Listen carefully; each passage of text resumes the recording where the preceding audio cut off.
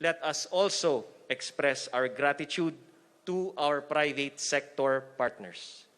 Thank you, SM Supermalls. Thank you, McDonald's.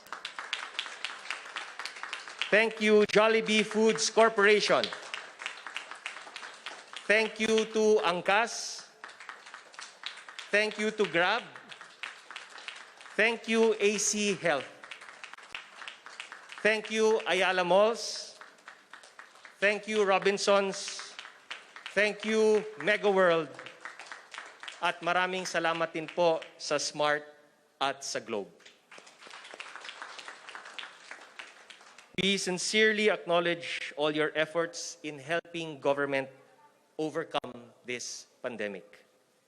May this event further inspire our people to uphold their civic duty in curbing the spread of the coronavirus and in keeping our communities safe and healthy.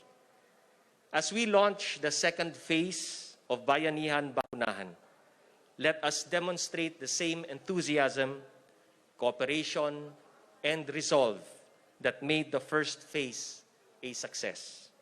Let us work harder to reach every unvaccinated Filipino so that we can give them the protection they need to stay in good health. Mabuhay ang nagkakaisang sambayanang Pilipino. Rodrigo Roa Duterte, Pangulo ng Republika ng Pilipinas. Maraming salamat po.